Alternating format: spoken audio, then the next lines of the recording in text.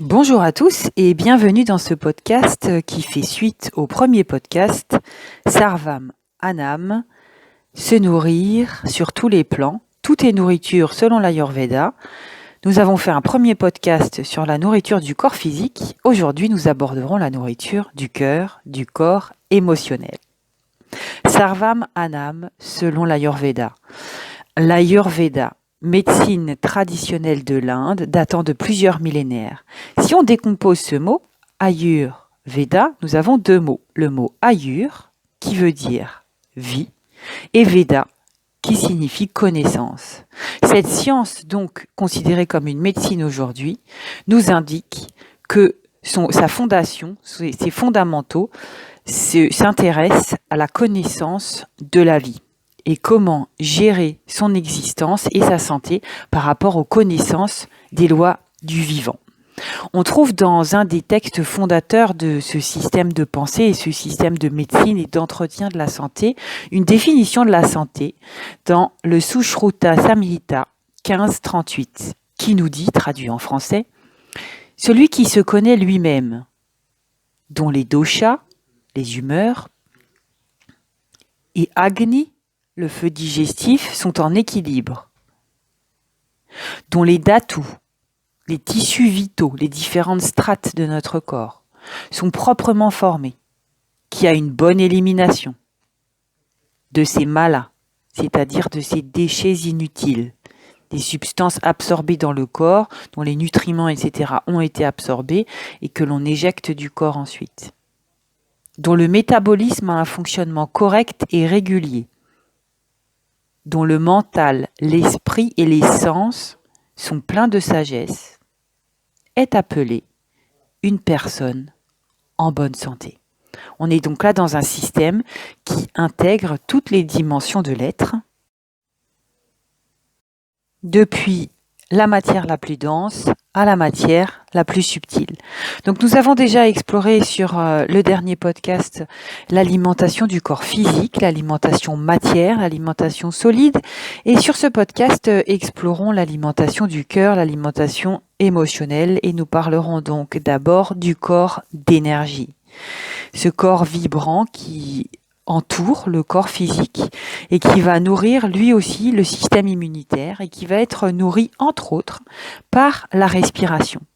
Alors pour ça, on va pouvoir prendre conscience déjà de la position dans laquelle nous sommes, que plus nous avons les épaules fermées et plus nous avons la cage thoracique étouffée par un enroulement de la colonne vers l'avant, le menton dans la gorge, le cœur un petit peu étouffé, la poitrine refermée sur elle-même, et moins on va pouvoir déployer la cage thoracique et l'espace pulmonaire. Donc la première invitation là, c'est d'avoir un dos droit, des épaules roulées légèrement vers l'arrière, la tête droite et une respiration consciente et profonde. Un exercice merveilleux que le yoga propose, ça va être une respiration complète où l'invitation va être à respirer d'une part par le ventre, dans le ventre, de sentir le ventre qui se gonfle, puis ensuite la cage thoracique et ensuite les clavicules, c'est-à-dire de remplir les 5 lobes pulmonaires entièrement, de les faire fonctionner tous, d'ouvrir la cage thoracique et ainsi de remplir les poumons d'air qui, selon le yoga et la culture indienne ayurvédique, l'air est chargé de prana, d'énergie, d'électricité, qui va ensuite transiter des poumons dans le sang par les globules rouges et venir nourrir tout le corps physique, les cellules, les muscles et tous les tissus du corps, mais également le rayonnement énergétique, la puissance, la vitalité du corps d'énergie. Pour retrouver ces exercices de respiration, je vous inviterai à aller voir les enregistrements que je vous propose sur ma chaîne dans la rubrique 50 exercices pour ralentir, où il y a plusieurs exercices de respiration qui pourront vous inspirer. Ensuite, nous avons le corps émotionnel. Et dans ce corps émotionnel, on va parler de relations. Alors, on va explorer 3 niveaux de relations. La première sera la relation à soi, puis la relation à l'autre et la relation aux autres, pour enfin s'ouvrir sur une 4e dimension qui est la relation au monde. Alors, explorons pour commencer la relation à soi. Si dans la façon que nous avons de nous regarder nous-mêmes, nous mettons de la compassion et de la douceur, nous rentrons dans un système relationnel qui est doux, qui est aimant et qui est donc nourrissant par rapport à soi. Se nourrir de soi-même, être OK pour se donner la main comme son meilleur ami, s'écouter soi-même, s'accepter soi-même, rire de soi-même, être en relation avec soi avec humour, humanité et humilité pour nourrir son émotionnel de douceur et pas de jugement et pas d'auto-sabotage ou de façon de se considérer qui nous amenuise. Voilà, donc l'invitation là, c'est de rentrer dans un mental positif, dans un système émotionnel positif et nourrissant, de façon à se regarder avec les yeux de la compassion, de la douceur et de l'acceptation de soi. Ensuite, la relation à l'autre. Alors là, j'ai envie de citer Salomé, qui nous indique que la relation de couple, la relation à l'autre, la relation au conjoint, et ça peut s'étendre à d'autres relations également, mais comme c'est quand même une relation qui nous confronte pas mal, j'ai envie de parler de celle-ci maintenant. Donc la relation au conjoint, Salomé, il la propose en disant 1 plus 1 égale 2 personnes qui se font grandir l'une et l'autre. Quand je suis à côté de toi, je me sens plus fort, plus forte, je me sens plus puissante, plus puissant, je me sens plus dans ma lumière et plus dans ma puissance. Voilà. Donc, est-ce que la relation à l'autre que vous entretenez dans votre quotidien est quelque chose qui vous fait grandir, qui vous fait vous sentir dans votre lumière, qui vous fait vous sentir soutenu et qui vous invite à soutenir aussi et à mettre l'autre dans sa lumière et dans sa puissance. Donc, prendre soin de cet espace-là, ça va aussi emmener notre corps émotionnel, nourrir notre corps émotionnel, notre cœur, d'une façon qui va nous emmener vers la lumière, la conscience, l'amour, l'élargissement de soi, le bien-être et la joie. Ensuite, on va pouvoir continuer à ouvrir ces espaces qui vont nourrir notre cœur, notre corps émotionnel, avec la relation que nous avons avec notre entourage. Qu'il s'agisse là de nos familles, de nos amis, de nos relations professionnelles ou des gens que l'on croise, que l'on ne connaît pas forcément, que cela soit des voisins, une hôtesse de caisse, une boulangère, les grandes relations que nous avons. Alors, il est intéressant s'il est possible, en tout cas, de choisir notre entourage par rapport à son aspect sain et joyeux, à comment est-ce qu'il peut venir nourrir et valoriser, donner de la lumière et de l'entrain à notre système. Vous avez certainement déjà rencontré dans vos vies des gens que l'on pourrait qualifier de toxiques. C'est pas forcément la personne d'ailleurs qui est toxique, c'est la relation que l'on entretient. Une personne en elle-même fait en général de son mieux.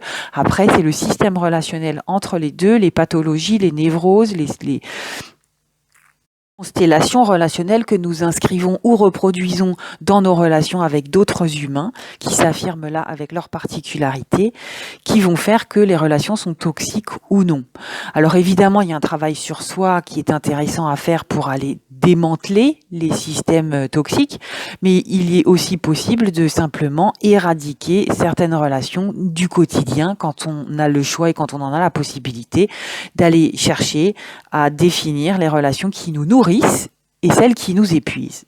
Et pour ça, il est assez facile de considérer que par rapport, par exemple, à certaines personnes, on peut passer du temps avec certaines personnes, ce temps suite à quoi on sort énergisé, vitalisé, plein de confiance en soi, plein de motivation, ou temps que l'on peut passer avec des personnes physiquement ou au téléphone, par exemple, et qui nous épuisent. Échanges suite auxquels on sort fatigué, vidé, avec une sensation de se retrouver à l'extérieur de soi.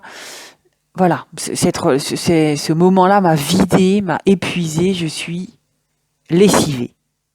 Donc tant que faire se peut, si l'on peut faire le choix, comme les aliments de la matière physique, de venir se nourrir de relations qui nous énergisent, qui sont saines et vitalisantes, c'est évidemment bien meilleur pour la nourriture du cœur. Quand on n'a pas le choix, il est possible aussi de simplement diffuser de l'amour. C'est-à-dire que plus je vais densifier à l'intérieur de moi un espace vibratoire positif, et moins je vais me laisser envahir par la toxémie, la relation toxique à l'intérieur. Donc il va pas être là question de se protéger, mais de diffuser. Et souvent, on peut remarquer que quand on donne de l'amour, quand on diffuse de l'amour, et là, on a les méditations qui ont été faites en groupe dans certaines villes où on a pu constater l'effet des méditations d'amour inconditionnel qui sont proposées par le bouddhisme sur la violence constatée et recensée dans les commissariats de certaines villes, on peut constater que ces méditations-là, donc cet envoi d'énergie a été extrêmement efficace.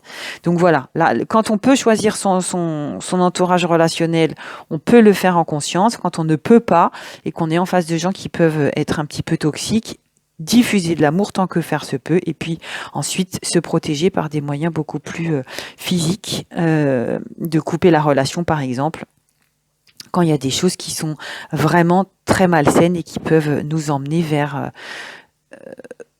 un vrai mal-être profond qui pourrait nous emmener jusqu'à de la déprime, de la dépression, de l'angoisse, voire même carrément du burn-out. Et pour finir, abordons ce 4e point de la nourriture du corps émotionnel, du cœur, qui est la capacité de régénérer ce corps d'énergie par l'amour et la beauté. Donc l'amour, on en a déjà un petit peu parlé précédemment par rapport au relationnel, à soi, à l'autre, aux autres. Mais la beauté a aussi une vibration qui va nourrir notre cœur et nourrir notre corps émotionnel.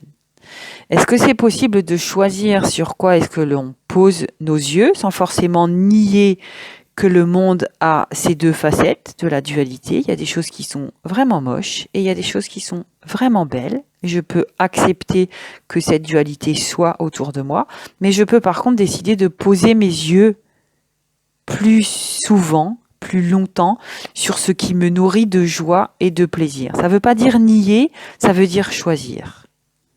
Je sais que je peux manger du bon et du mauvais. Je sais que je peux fréquenter des gens qui me font du bien et qui me font du mal. Simplement, dans la vie, dans le vivant, la vie se nourrit de ce qui lui fait du bien. Voilà, parce qu'on est dans un système où le vivant régénère le vivant, et c'est ça qui fait que la vie se développe, et c'est toujours développé jusqu'à aujourd'hui. Donc là, on nous invite à créer de la beauté et à créer de l'harmonie autour de nous. Et ça peut être fait avec des petites décos dans sa maison, se faire plaisir par rapport à son apparence, choisir ses vêtements, assortir ses bijoux, simplement se faire le plaisir de construire autour de nous un environnement qui crée le plaisir de regarder, de sentir. On peut très joliment organiser un plat, faire un mandala avec ses légumes, avec ses céréales, etc. Mettre un bouquet de fleurs sur sa table, choisir sa nappe, choisir ses boucles d'oreilles, choisir sa cravate, choisir ses chaussettes. Voilà, choisir son environnement visuel et le rendre beau. Il n'est pas là histoire de... On n'est pas dans quelque chose de je veux être un top modèle avec des mensurations parfaites, pas du tout. Je suis simplement là pour valoriser ce qui est et mettre en valeur, donner de la joie, donner de l'énergie et m'offrir à moi-même, avant même aux autres, mais m'offrir à moi-même ce qui me fait plaisir, ce qui me régénère parce que c'est beau. Et donc aussi choisir les endroits où on se promène et choisir les informations que l'on absorbe. Et ça, ce sera le sujet de notre 3e volet de cette trilogie sur tout est nourriture, où nous aborderons le sujet de la nourriture de l'esprit. Alors d'ici là, je vous souhaite un agréable moment. Si vous avez été nourri par cette vidéo et que vous avez envie que ça continue, vous pouvez commenter, liker, partager, vous abonner. Je vous souhaite d'agréables moments et je vous dis à très bientôt. Vous pouvez me retrouver également sur mon site internet www.geraldineLetonnet.com pour vous abonner à la newsletter et ainsi être informé des différents stages et des différents articles, des moments où nous pouvons nous retrouver soit en vidéo, soit en chair et en os sur la terre quelque part pour explorer le mouvement en soi, le mouvement dans le corps en mouvement, la connaissance de soi et les petits pas vers la liberté et la joie. À bientôt!